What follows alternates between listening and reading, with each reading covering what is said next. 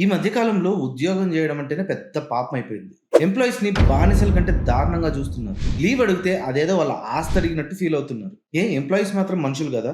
అది government employee అయ్యుండొచ్చు, private employee అయ్యుండొచ్చు. కానీ అందరూ మనుషులే కదా. ప్రతి ఒక్కరికి ప్రాబ్లమ్స్ ఉంటాయి. రీసెంట్ గా లక్నోలో ఒక ఇన్సిడెంట్ జరిగింది. ఒక ట్రైన్ లోకో పైలట్ తనకు పైల్స్ ఆపరేషన్ జరిగిందని లీవ్ పెట్టాడు. బట్ ఇంకా రికవర్ అవ్వకపోవడంతో ఆ లీవ్ ని ఇంకా ఎక్స్టెండ్ చేయమని తన చీఫ్ ని అడిగాడు.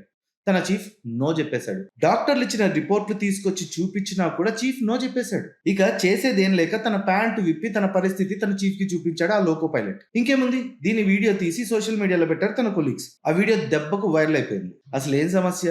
ఆయన ఏమైనా నీ ఆస్తి అడిగాడా, లేకపోతే రిటైర్డ్ అయిన తర్వాత వచ్చే డబ్బు అడిగాడా? లీవే కదా. అది కూడా ఏం ఫ్రీగా ఇవ్వరు. ఇస్తే వాళ్ళ లీవ్లు కట్ చేసి ఇస్తాడు, లేదా ఎల్ఓపి పెట్టి ఇస్తారు. అది కూడా ఇవ్వడానికి అంత నొప్ప?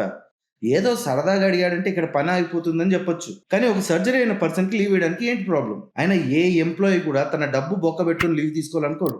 ఎందుకంటే వాళ్ళ జాబ్ చేసేదే ఆ డబ్బు కోసం.